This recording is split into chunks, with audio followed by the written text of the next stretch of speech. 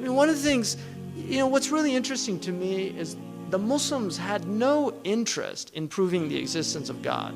Their obsession was proving the prophecy of the Prophet sallallahu alaihi wasallam. All their books are about proving he was a prophet. Because if you prove he was a prophet, ipso facto,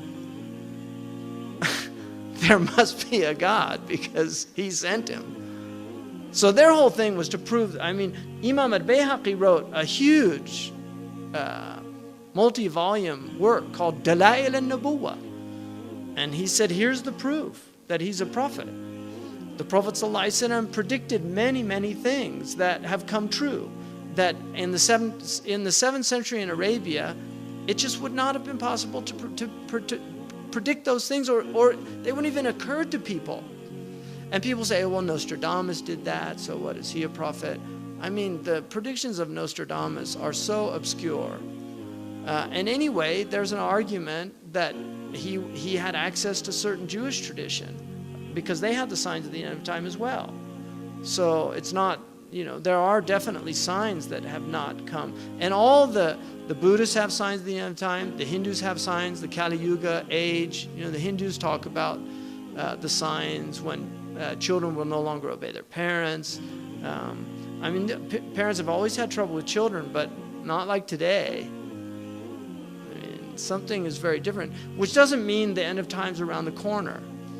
I'm not suggesting that, and I think that's a dangerous approach to take, but it's certainly closer than it was 1400 years ago, and arguably much closer.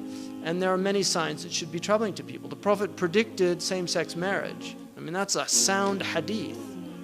He said the end of time will not come until a man marries a man and a woman marries a woman.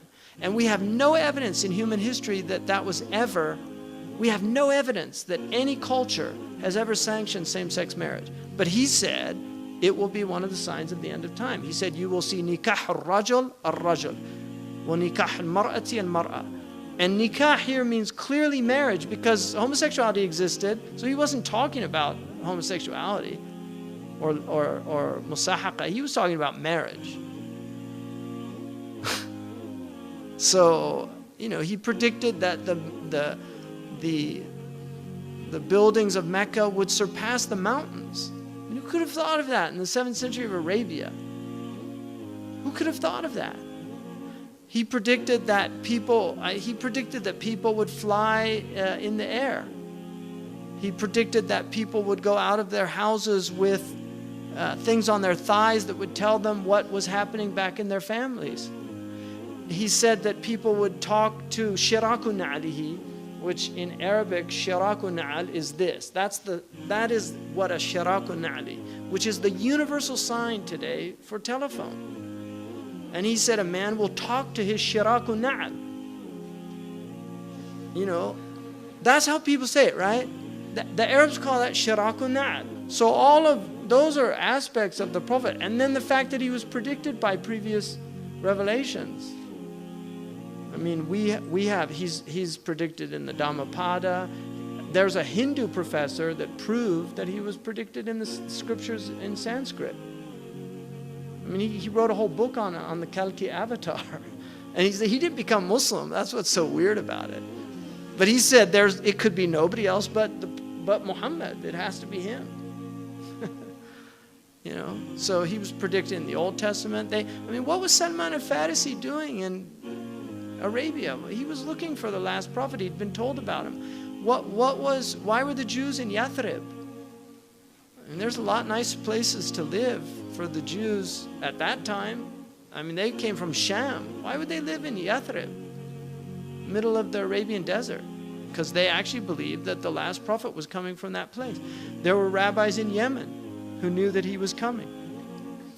80 years before the prophet was born, there was a Yemeni chieftain that tried to take over Medina, and when he found out it was the place of the last prophet, he made a waqf, which is where the prophet's house was. And he said, I want this to be where that prophet lives. These are all recorded. The Prophet ﷺ predicted the Baghdad is predicted, the circular city that would be destroyed. many, many things. So, in the end,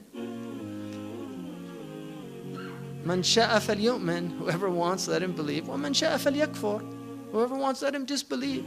It's a choice. In the end of the day, it is a choice.